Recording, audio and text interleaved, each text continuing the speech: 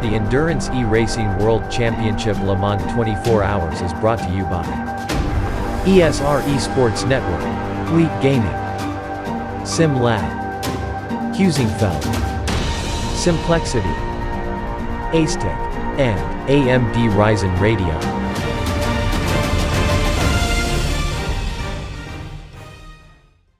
Ladies and gentlemen, welcome back to the 2020 GTR 24H Endurance E-Racing World Championship finale here from Le Mans. You join us just as we see Angus Tong in the pit lane after an issue on circuit. But of course, for the next hour, you'll be joined by myself, and for the next couple of hours, you'll be joined by the ever amazing commentator we have, that is the one and only Ewan O'Leary. Except it's not Ewan O'Leary, it's me. Oh, my man, Nicholas Newcombe. How are you doing, my good friend? I'm doing well. I've just been relaxing from race director duties for a little while, and I thought I'd come in and keep you company. My good friend, how are you enjoying Denmark? And I've just seen a shot over Porsche Curves with the sun coming up.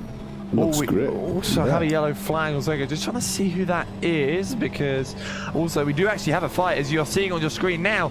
Bart Slobodzian right behind the 188 Telefonica car. That is the Corvette C7R, actually fighting with the McLaren 6VS. So two very outdated GT3 cars in respect to the cars available here today. But of course, two very fast cars indeed, actually currently fighting for 7th in class. Again, these guys a fair way off the lead of class after many issues, but it looks like that Bart Slobodzian goes down the side of the Porsche. A very brave maneuver, especially in the wet here, actually, to make a move there, but the ABS helping nicely as the rear end gets very loose on exit. Might compromise him out of the final Porsche game, but no, the Telefonica car not going to risk a move on the inside on exit. Yeah, it looks good. They look really well in control. So we've got three cars on the front stretch going into Dunlop chicane. Absolutely brilliant. That is the 166 ID Sim Sport car, the Aston Martin GTE. About to put another lap on the pair here, but these guys still very close in combat, but I feel that Rookie Monsters car is just going to start pulling away. Has been running laps consistently faster than that Corvette, so it's up to 7th place now for the Rookie Monsters car. That car, again, had a bit of a mixed bag of races, it seems, this event, Nick. Yeah, it's a bit unfortunate that this started really well, and as Simon said in commentary interview earlier on, they seem to just hit a patch of trouble at the wrong time, but they're still in a fight. There's still, even though they've lost some laps, they're in a fight with Telefonica and the car, so there's still competition all the way through the field, and that's the main thing. As the sun is starting to try and make its way through the clouds, obviously the track is still wet, giving the drivers plenty to think about, and we're certainly seeing some quality drives throughout the night. Great to see so many still driving, even after so many hours. 7.5 hours left, and yep. When you think you're nearly there, this track is the kind that will come back and bite you, as Timothy Antonovsky takes over the leading hypercar. Yep, that will be the number 10 PINSIM Drillers esports car, changing drivers, giving Henry Siddick a rest now as we come into the daytime here. And of course, as you've said to me many times before, Nick, this race you daren't think of where you're going to finish or even the ending strategy until the light comes through and the sun starts shining, as we also actually just saw the 97, which is Mike Gottrup actually going slightly haywire coming out of the second Mulsanne chicane there. Yeah, we've also got the lead GTE car, Wojciech Polesny, 74 Dueces in the pit, which gives Saul Sanchez and Musto the chance to push the Dueces car back down into third position. Yeah, that Dueces car has been doing a very good job indeed, actually, pulling their way through the order, running very, very solid lap times indeed, actually matching the leader's pace for the majority of the previous stints. And of course, at the time of that car coming in, there wasn't actually that big a gap between them. And actually, the gap between the leading GT cars at the moment is only 11.5 seconds, which, to be fair, with only 7 hours to go, Nick, is actually not something to be, you know, it's actually not, it's actually a very big surprise. Yeah, it is. It's certainly the quality of the GT field. Obviously, before the race started, was there for it to be seen. And the race has certainly proved the top three have managed to pull a lap. A couple of laps on Simply Race, who were lying in fourth position. But everybody else is quite tight. Some cars have obviously run into a few difficulties. But the leading three managed to keep it all on the track. Yeah, they're all on the same lap, which is really good. And I think this one's going to go to probably the final pit stop. Another fight we're going to have to keep an eye on, Nick, is the fight between the number 23, which is Alvaro Injausti, and the number 77 of Nico Barkley. That car, remember, Nico. That car was 3 laps down to the leading car in class, and it's now only 190 seconds back. So that's about 3 minutes back. So they're on the lead lap. But that car has been setting laps insanely quicker, 6 seconds faster than the number 23 car that last time by. That car is on a charge, and that car is looking to take second place back in the GT class, in GT3. I think it's going to be on. I think Nico's got a bit of a thing to prove to try and get that car back up there. They were doing so good earlier on in the race and then ran into difficulties, obviously. It was the classic, the field, the qualifying on Thursday and Friday proved that. The times through official practice and earlier on was there to be seen. And yeah, I think they'll push back through, and I wouldn't be surprised if they get right back up on the top step.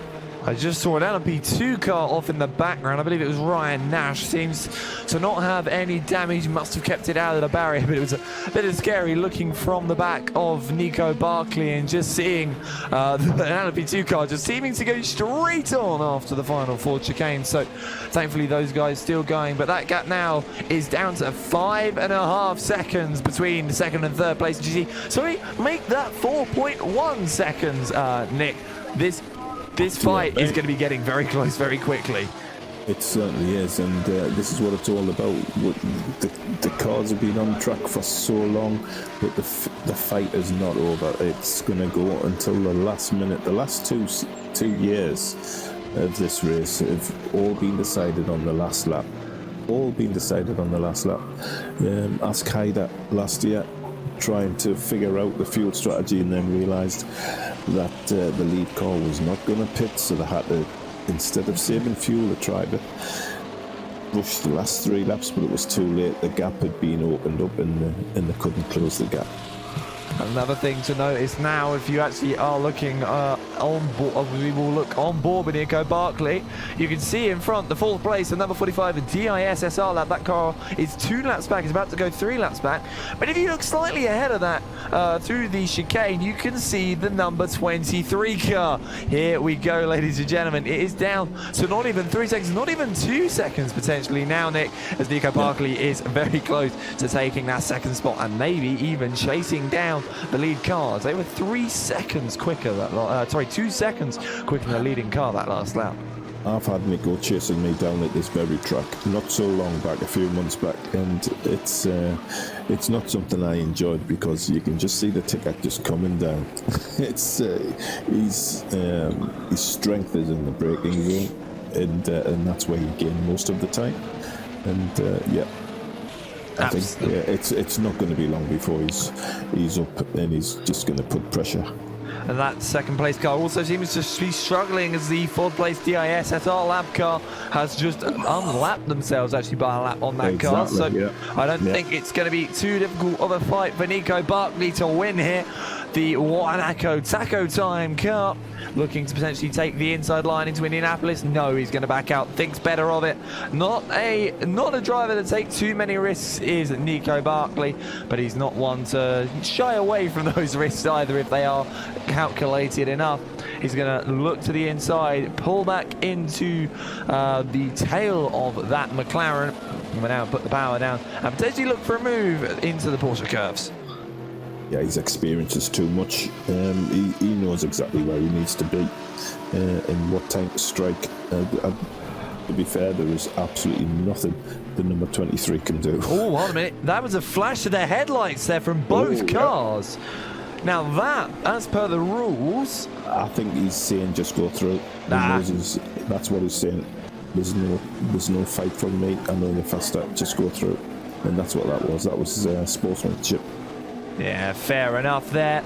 Ken didn't make it difficult, gave him plenty of room on the inside. Barkley gave him plenty of room as well. No, you know, aggressiveness there. Both of them understanding the situation.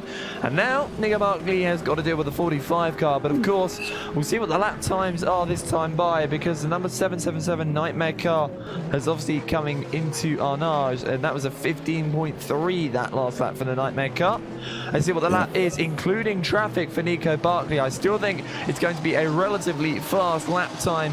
Comes across the line, a 14.3. He still has a second, and that is with traffic, by the way, Nick. Yeah, he's got 2 minutes, over 2 minutes to claw back. I think in about an hour, 2 hours, if we look back at this time, I think it'll be substantially cut into. I think Nico's just going to run him down. It's you say tight. That? Yeah, I know. Oh, you say that, the rear end coming out, the 45 DIS SR Lab car, not exactly making it easy for Nico Barkley to actually get past and put a lap on him in this situation. Could have been made a lot easier than it was, that's for sure.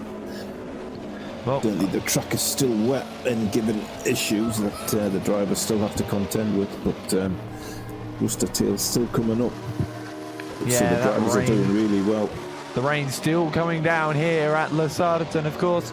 Plenty of time for that rain to ease up, but again, we're expecting to see the rain stay with us for a few more hours yet, potentially not clearing up until about 3 hours to go at the earliest. Yeah, I'd be surprised if they're able to get back on the dry tyres until maybe an hour, 2 hours before the end of the race, if that. It all depends on when this rain does stop. It was scheduled to be here at the time that it did arrive, and then just be light until a couple of hours in, and then obviously we've had that, and it's just soaked the track up again. So the drivers are going to have to contend with a wet track for what I would imagine would be the majority of what's left in the race.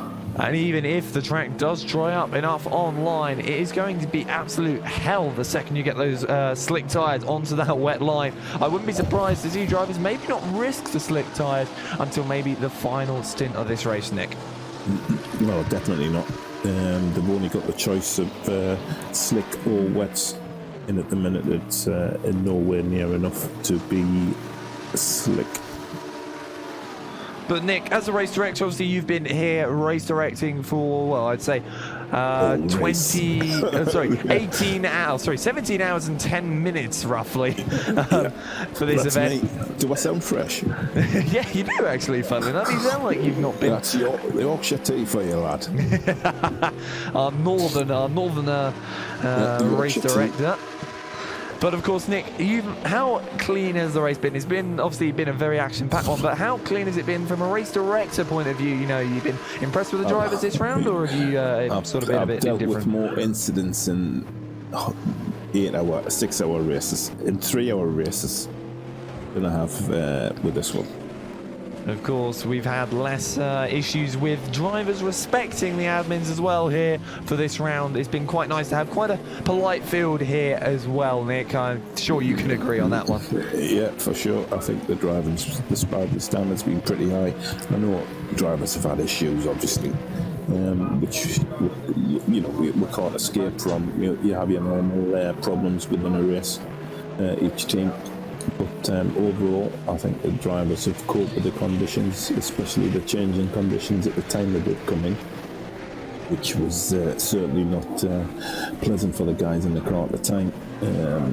Turning into night, and then having to contend with light rain, and having to decide when the grip was bad enough to come in and change tyres. So it wasn't easy. We've still had a few problems with downshifts and such like.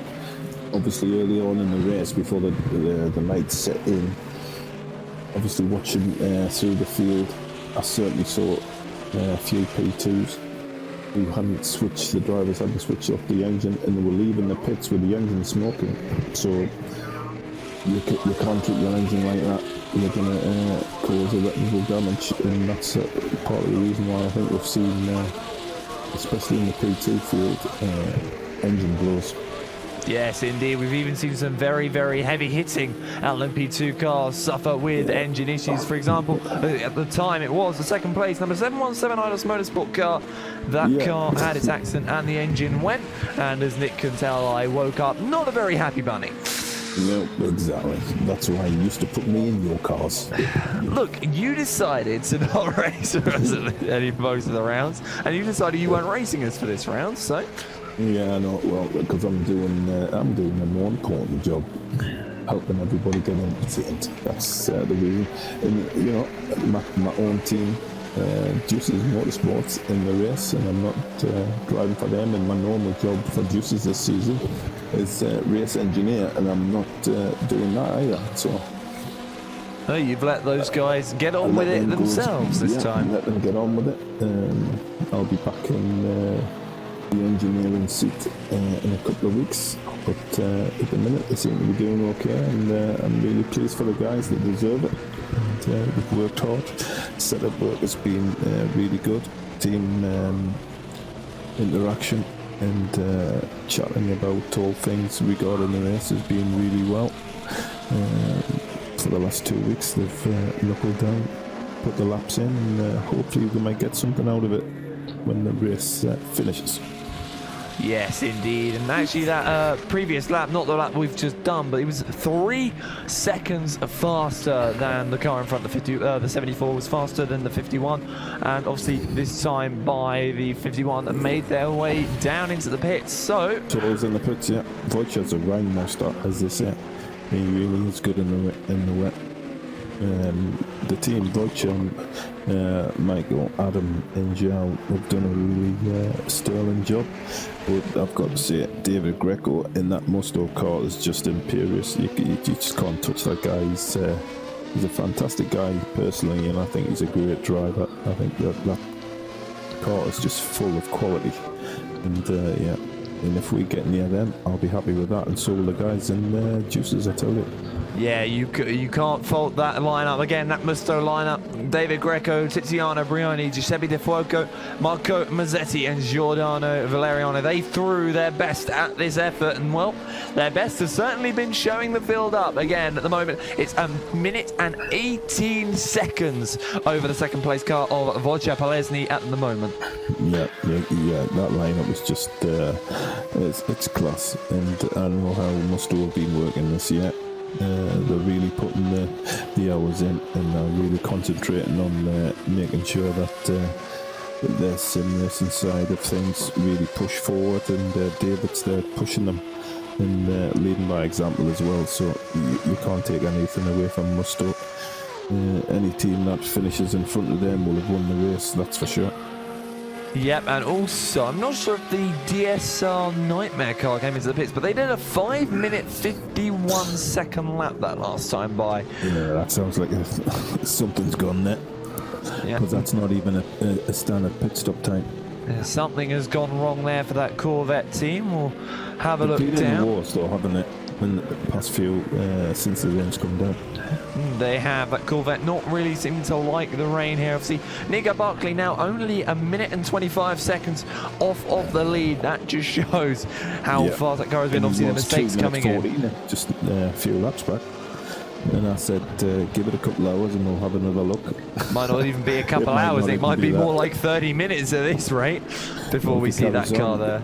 The thing is, he might be looking in the mirrors. He might be looking at the timing chart more than the road, so he needs to concentrate, the Nightmare Driver, I think, and forget Nico, because if he concentrates on Nico chasing him down, he's helping Nico more than he's helping himself. That's the last thing you should be doing, is checking the timing screens. Yeah, exactly. If you don't want Nico Bartley to catch you, you have to forget he exists. It's sort of the easiest way to deal with the Monaco driver. Yeah, forget that he's existed. Nico wants to catch you, he'll catch you. That's the whole way that he catches you, though, is those mind games. He'll either meme you to death, or he will chase you down and make you paranoid of his existence. Yes, I've seen the weather front that's coming in. Well, we will see the weather front that's coming in as it will come up on screen momentarily. We'll see. Yours, though, surely. Oh, that is a very, very horrible weather front that's coming up. Oh, yes. That storm. That is a big storm. It's not going to get any drier from here. It's only going to get a lot wetter. Oh, yes. Yeah, the race is really, look at that. The sun's really coming up. As we can see, the cars going through Dunlop. Yeah, it's quality. It really, really is good. This track is iconic, totally iconic. The rain is sitting on top of Circuit de la Sarthe, and I think we may well have a wet race till the race end, actually, looking at that. And this is where the more confident drivers will come through, even if they're out of position. This is where all those more confident wet drivers will make all that time up. This is where the men are separated from the boys and the women are separated from the girls, and it'll be interesting to see who can come out on top. Yeah, for sure. It's certainly in the GT3. I think that fight will develop within the next 45 minutes, maybe less. And I think the GTE field, we can definitely see that's just going to go all the way through. I think the main fight's probably going to be between 74 and 51 for the second step. I think the way the Mustang car are driving at the minute, I think it'll be very difficult to close that gap. We've got a pit stop advantage at the minute over the second place car. They do indeed, and of course, pit stop advantages can come and go. That could be wiped out within 30 seconds for all we know. Meanwhile, the DSR Nightmare car runs slightly wide coming out of Corvette, heading down towards the pit entry. Will make their way into the four chicanes, and we'll get an update on what the lap time is this time by. Potentially was a spin and maybe sort of had to wait for traffic for a while. Yellow flags as the last placed hypercar has had another issue. We're going to have a look. That is Mike Gottrup, as he has had a spin coming out of Corvette corner, actually, at the end of the Porsche curves. What has happened with that car? Because that is crabbing, absolutely, very much so. It looks like it's been in the walls as well, doesn't it? It looks like it's been in the walls. Yes, indeed. They are on the pit limiter as requested by the rules. Slow car in sector 3. Slow car in sector 3. And temporary race director Jean-Fabrice Terrell taking over there. And you can see the suspension actually not looking very happy in that car. No, it's not looking good. He's doing well, using the barriers to stop him going into the fencing on the other side. Yeah, he's made the pits. That's good. It's always good when you can make the pits, especially with the damage. Get yourself back out on circuit. And in the background, you can see the PINSIM Sport car, the 166. That car is about 180. It's about 3 minutes and 20 seconds behind its sister car, the 177 in the GTE class. Meanwhile, Nico Bartley is about to come across and finish his lap, so we'll see what the difference is. It was a 4:14.4 for the Nightmare car last time by. What's it going to be for Nicolino Bartley as he comes out of the final corner in the Monaco GT3 McLaren 720S? It's a 4:11.7. That gap is coming down hand over fist, Nick. Oh, the gap's only 1 minute, 8 seconds now. So on that sort of timing, he was 2 minutes 14 3 laps ago. I think we're talking probably around 20 minutes. We should see that gap gone, and then we should see them locking horns. But by the end of the hour, we should see a fight for second place. Sorry, for the lead in GT3. Sorry, I'm getting confused. I keep thinking that Nico is still in third, but of course, I said a while ago that I still expect that car to be back at the front of the race by the end of it. And Well, it just shows how dominant that one Akko car has been in terms of pace this entire event. Still has the best lap of the GT3 field, a 3 minutes 54.2, over a second, almost a second faster. Sorry, I was about to say, actually, because Guglielmo Cipinti for the Musto Racing Mercedes, a car that has been in the wars this race, has done a 354.7. Yeah, they had good pace earlier. But talking about pace, remember we only watched the one Akko car pass the 23 Sim Racing Motorsports going into Porsche curves. He's already put 23 seconds on that car. He has and it only indeed. happened 3-4 laps ago. So that just shows you the pace that Nico was setting. And yeah, I think it's only just a matter of time, unless Nico makes a mistake, that he's going to catch up to the Nightmare car, and I would suggest he's going to pass it quite quickly once he reaches the tailpipes. I think if the SR Nightmare guys weren't having a nightmare already, they will be in about 20 minutes or so. But we have got to the next half an hour, so we're going to take a quick commercial break, and we'll be back with another half an hour of action here from the GTR 24H finale of the Endurance E-Racing World Championship. See you in a few minutes. The Endurance E-Racing World Championship Le Mans 24 Hours is brought to you by ESR Esports Network, Fleet Gaming, SimLab, Husingfeld, Simplexity, Acetec, and AMD Ryzen Radio.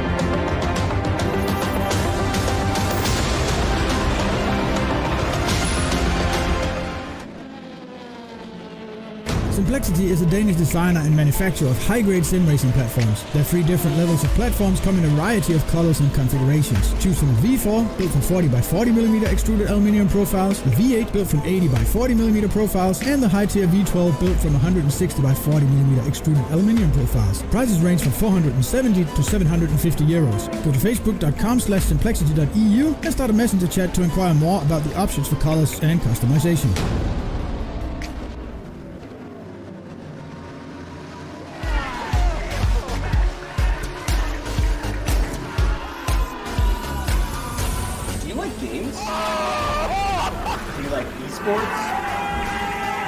Watching laggy streams of tournaments on 13-inch screens. Oh my god! Of course you do. But you don't have to worry about that anymore. He has a jump, son!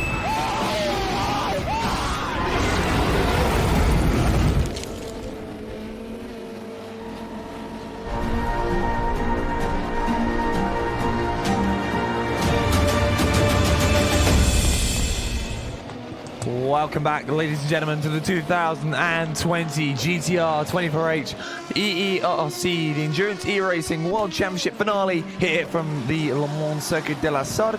I am Alex Skinner, once again joined by Nick Newcombe. Oh yes, thank you very much. You sound so exciting. Yeah.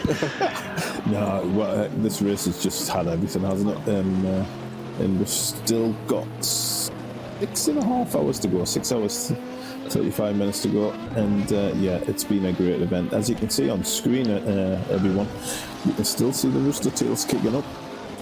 So the track is really wet online.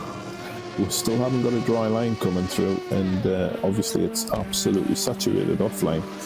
So they haven't just got to contend with conditions which may favour the tyres they're using. I just saw a very sketchy moment there for the 188 Teleforeningen car, and also for the second place Le Mans hypercar. The Teleforeningen Corvette going off, coming out of Corvette corner, and then just rejoining right in front of the second place hypercar. Not intentionally, of course, but in the way. It's so much harder to rejoin without getting in the way of someone. It's harder to get the grip, that's the main thing, because if you put too much power down, if it's a rear-wheel drive car, your rear end will just rotate, and there's nothing you can do. Even counter-steering, you're probably still going to spin, do a full 360. So you got and that's just been proven by the Rookie Monsters LMP2 of Henry Drury, just looping it around the inside of the Corvette of the Dunlop chicane, gets the car pointed the right way, and off he goes. As if to prove my point, Henry does it straight on cue. Whatever Nick says happens, let's put it this way, here at the GTR 24 race. Such time, and thanks, Henry. I'll give you the. You couldn't have scripted it if you wanted to, but of course. Perfect. Rear-wheel drive, Orica. There you go. That's what happens. Yeah, but you did rejoin us looking at this man on your screen, the number 77 Wanako car of Nico Barkley. He has been bringing that gap down, but this time by, I don't think it's going to go down at all because of Nightmare Car managed to do a 4-minute 12.418. Could you imagine, Nick, if when they had that spin, that 5-minute 18 lap, that was because they spun and swapped drivers on track? Yeah, that's a good time. 4-minute 12, that's matching Nico. So, but they've got to do that for every lap. And Nico's such a good driver. He can do 412s, and if the conditions brighten up, he can just keep dropping that time. The thing is, the Nightmare car has to match Nico. Nico doesn't have to match the Nightmare, because Nico, as far as I'm concerned, can actually go faster. So, but I say Nico's probably cruising at this point out in that Wanako car. The number 77 has been absolutely dominant all weekend. Part of a controversy as well behind the scenes after qualifying, but of course no action taken. Warnings given to both cars that were involved, and now they have absolutely led from the flag, amassed an amazingly large lead, but of course blew the engine the first parts of the race and then had to fight back from 3 laps down. Yeah, it was another unfortunate incident, but yeah, they've fought back. I think it was said on commentary at the time that the chances are they would be able to fight their way back through the field because it happened so early in the race for them. So as it's turned out, with just over 6 hours to go, they've proved the commentators correct. Well, I've known Nico enough years now to know what that car is capable of with him and it. Same with Borja Milan and Chris Shepard, and even Ricardo Costa. Great to see Ricardo Costa actually racing for that team. I didn't actually realise he was on the lineup until I saw him in the car. I must have somehow glossed over his appearance until I saw him, but great to see him in the car as well. I've not really seen him in a GT car that much actually in terms of Ricardo, but good to see him racing here. Yeah, we had him penciled in to drive for Dueces at the end of last season at the Le Mans race. Brought him out of retirement. Alistair Long did anyway, and yeah. But so, and the first thing he said was, "Do you mean I've got to reinstall Auto Factor 2?" So yeah, he was ready to drive for the Dueces, and. Well, hopefully he's enjoyed this race to such a degree that he'll come back and drive a bit more. And if he joins the Wanako crew, that's another great driver to the right. Exactly, and also speaking of great drivers, that DSS Nightmare car, the 777, 4-minute 12.4, Nico Barkley, a 4-minute 13.2. So Nico slacking off is Mr. Barkley. It seems he's dropping pace, and hopefully that's not something that's going to be consistent over the next while or so. Nico's just gone off and he's just stacked it into the barrier as well. What damage is there now to that Wanako car? Yeah, he's just been passed by a P2. I'm not sure if that shook him up a bit, if he tried to move out of the way a bit more and lost traction. but that wasn't like him, so that's got to be damage. It just depends on what kind of degree and how his tyres are. Actually, there could be a problem with the tyres as well. He maybe has burned them out trying to chase this lead car down. Well, the car is still seeming to point in a straight line. I don't think it's got any suspension damage. I'll have a look now with the onboard. Now that car, ever so slightly left-hand down, so it is tracking, but I don't think it's anything that's going to put Nico Barkley off setting some very decent times. Yeah, I think he'll recover from that. We'll just have to see what's going on and hope that nothing too bad has come from that. Obviously, that news will be relayed to the driver within the nightmare car. Might let him relax a little bit more as the number 12 DGTL car enters the pits. Yeah, that car has run solidly this race, but it's just hit bad luck at the worst moments in this race. They're now a long way down, 7 laps off the leading GTE car, which is David Greco, and the number 3 Musto Ferrari, which you can see on your screen now. Just coming Admiral's on corner, headed down towards Indianapolis. And that car has been absolutely untouchable. To be fair, during practice for the race and qualifying in the first official practice on Thursday, we had some of the cars that have dropped down towards the tail end of the GP car class. The 177 and the 166, both cars were showing great pace earlier on in the week. I just don't know what's happened, if they've been running into issues or whatever, or just somehow the conditions just don't favour as Nico comes into the pits, obviously repairing that damage and put some new boots on. So let's hope the repair time doesn't take too long. Maybe they won't even tell the pit crew to repair it. Yeah, we'll see. Flash of the lights as he's coming in, telling the car in the pits that there's another car coming up because the pit boxes near each other. Yeah, we have seen a very chaotic pit lanes, especially at the start of this race, with how close everyone was together. That hypercar clash, it reminded me of that F1 race when nobody would yield. I was like, oh, don't crash in the pit lane, please, guys. Well, it will also mean that Alvaro Incasti in the number 23 car will take second place again in GT3. They're probably going, hold on a minute, why are we back up to second? What's going on here? I must admit, he's had a great drive today, Alvaro. Really has. Had a few problems early on in the race, but it didn't let him affect his driving or give him a lack of confidence. He's pushed on, and in these conditions, he's still going strong.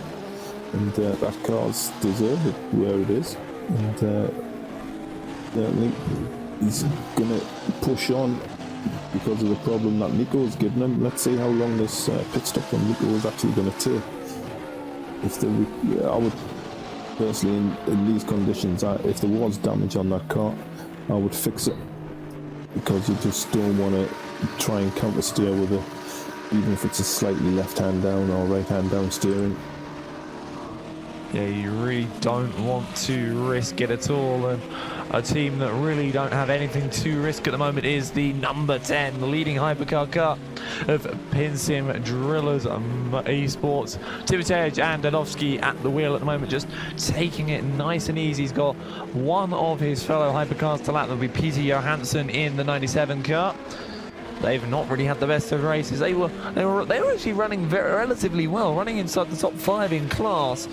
And then things seemingly started to go wrong for that car ever since it went into the dark, and now they are looking to go through on the Aston, which they do with ease. Yes, it's a car that you certainly can't just jump into and expect to be on the pace. You have to put the miles in. You've got to certainly understand how the car works, especially into the braking zones and the kind of downforce you've got to push the car where a lot of other drivers may fade the brakes slightly or whatever. If you've got to have full confidence in that downforce, and we can see that from the PINSIM Drillers car, they've got 100% confidence in that setup, and the drivers are taking the best advantage out of it.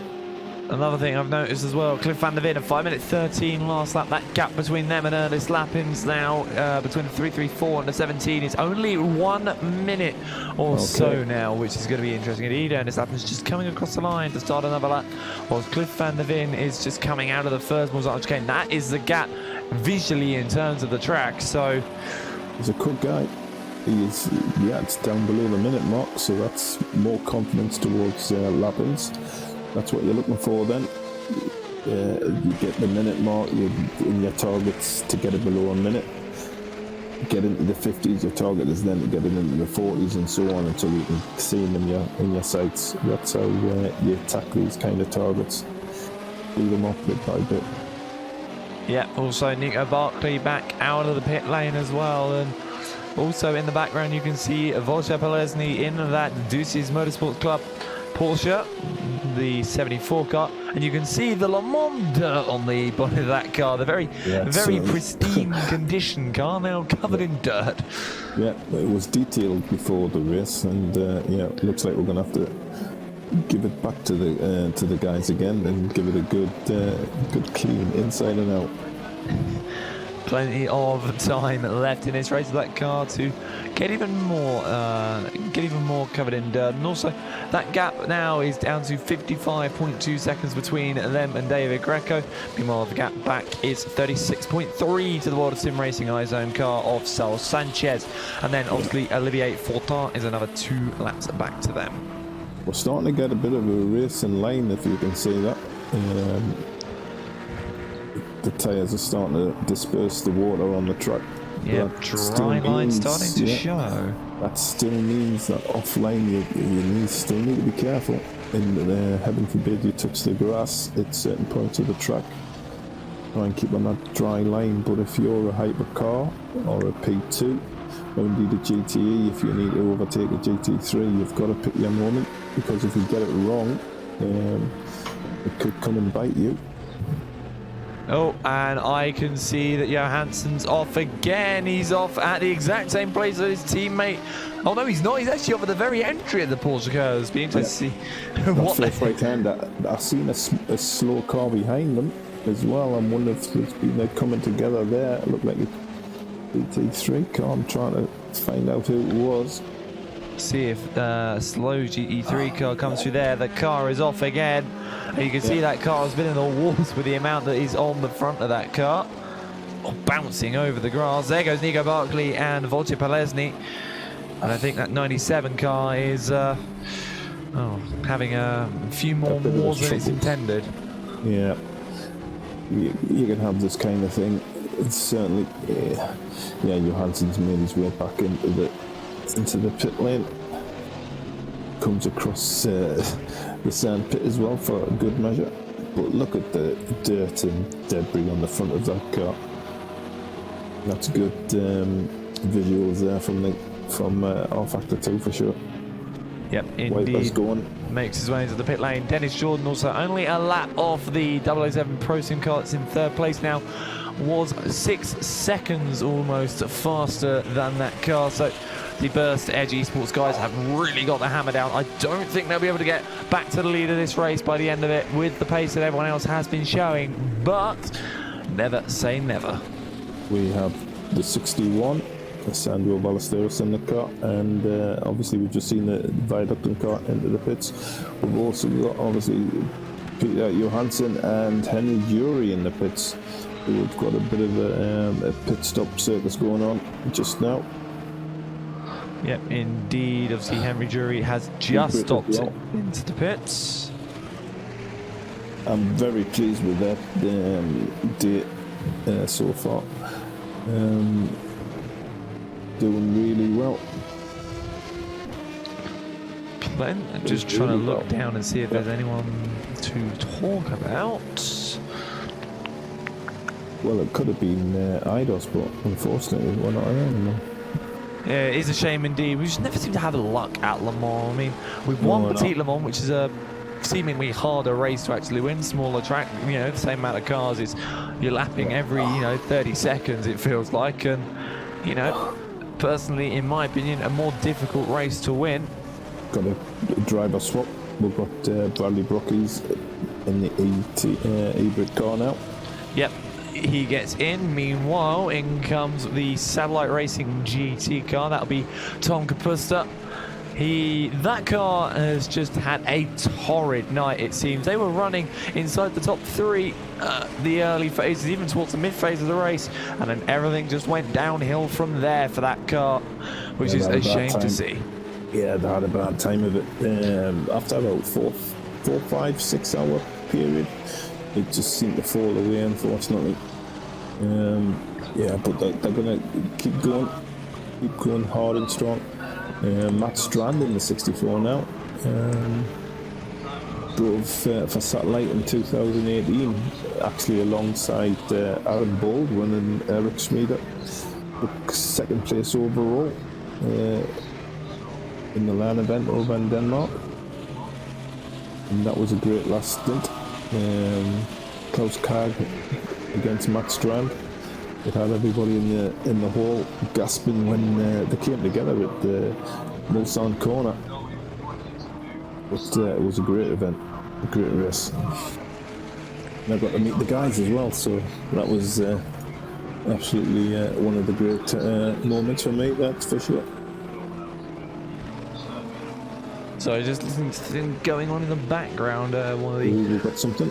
Yeah, I was just listening to some of the Race Direct chat. Of course, being here in Denmark in the studio means that you actually get to, you get to listen to the Race Direct chat without actually being in the Race Director's channel. So you hear all the discussions going on. You hear all some of the teams sort of coming in discussing things. It was just one of the teams coming in saying that one of their members has left a spectator on the server who's fallen asleep, and they don't want to have too many people on the server if they do a driver swap, because of course you're only allowed 1 spectator per car on the server at any 1 point per team, and of course teams don't want to break that. No, it's not Roy. Don't worry.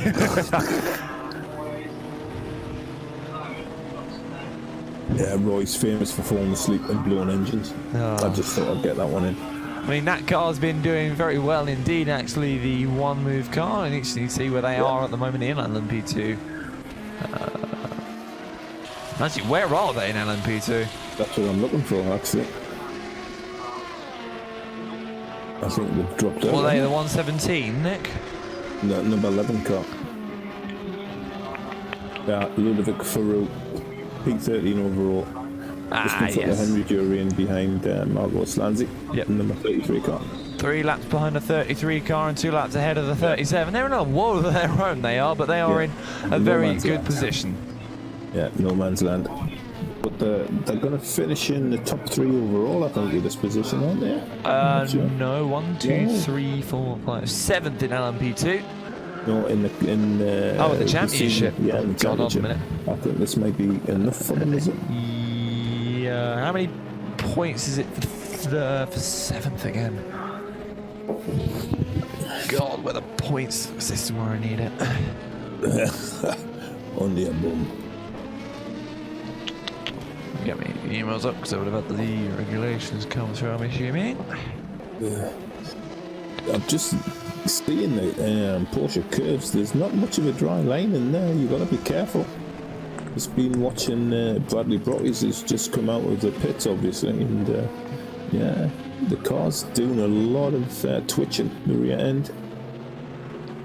And the slappings in the pits. So that'll be the PINSIM Drillers, the number 17 car, making their way into the pit lane. 007, who's just gone through the second Mulsanne. So there's plenty of time, and the weather window is still sitting over the top of Circuit de la Sarthe, and I still think we're going to have a wet track until the end of the race. Just trying to get the point system up to try and work out the championship standings at the moment, because I usually do actually have everything up ready, but of course whilst I was gone we had to do a couple of bits of resets, at least on terms of everything I had up, which means I lost everything I had up, meaning we've got Dueces Motorsport has brought this gap down to 46 seconds on David Greco. It was well over a minute, about 40 minutes ago. David Greco's just gone past the 50 race, so they've just put another lap, or they've just put another lap, onto the title rivals. Yeah. That gives them plenty of leeway, doesn't it? Yeah. Yeah, well, it means they could actually feasibly have a disconnect and still be back in the race. Yeah. I think the race have had a really good season actually this year. I mean, that last lap was a couple seconds quicker for the Dueces Motorsport Club team.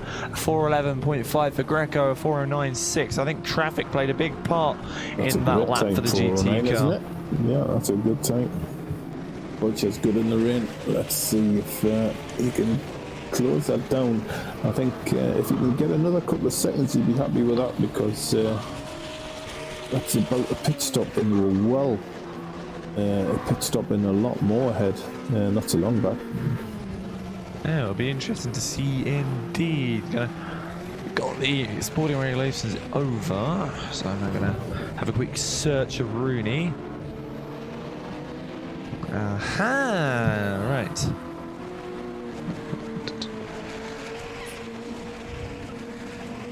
I had it like 2 seconds ago, give me a minute. I will, I'm counting down now. We've got the 46 DIS SR lab in the pits, down in P35 overall.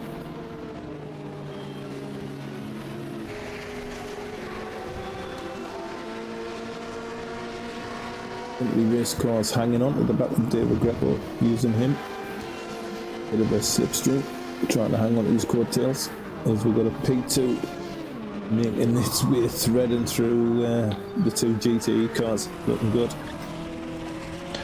So 6 points for 7th would put the One Move Esports car on to 34. Right. And the leading car at the moment is the 334 car of Cliff van der Veen, which would be 25. So yes, it's where they are at the moment. As long as they don't, it is enough indeed. I don't think no new team can jump up to third. Oh wait, no, it's double points. I take that back.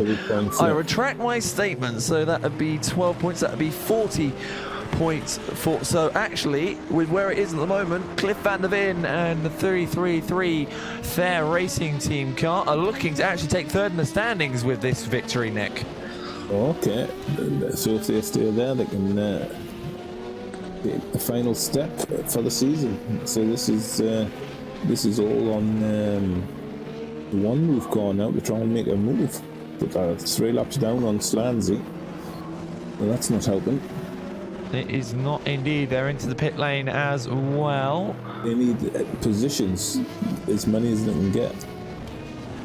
Also, driver swap came in as well for the One Acco team. Nico Barkley out, and Ricardo Costa gets in. So Ricardo Costa setting about chasing down the Nightmare car, and he's doing that very well indeed. An 8/10 gain lost time out. Fresh tyres, that's a short stop, isn't it? It's be interesting indeed as to why they have swapped. I think they are doing short fills, getting the most from the tyres. Because the main tyres don't really support being thrashed, as Nico Bartley and the One Acco team are going to thrash them, I think. So short fill, get the best out of the tyres, get back in. Be interesting to see if that works out, because I think the DSR Nightmare car is going as long as possible on those tyres to try and... Plus, yes, when they had the arrow as well, so they might be putting themselves back on the hour as well, so it could be one or the other. Many reasons that could be as to why it is being done the way it is. But we will find out later on when everything settles itself out. I'll have put my engineer head on. That's what I'm just thinking about. I just think about how teams are thinking, trying to get into their heads. You know, this is what makes endurance racing so special for me, and for a lot of people who drive in them and watch these type of races, because sometimes the race doesn't shake out until the last couple of pit stops. Just trying to think myself actually as well, Nick. Oh, that's the Rookie Monsters car around in the background. Yeah. That being the 999 car. Yeah, Bradley Sellers. He's on his way again. But it's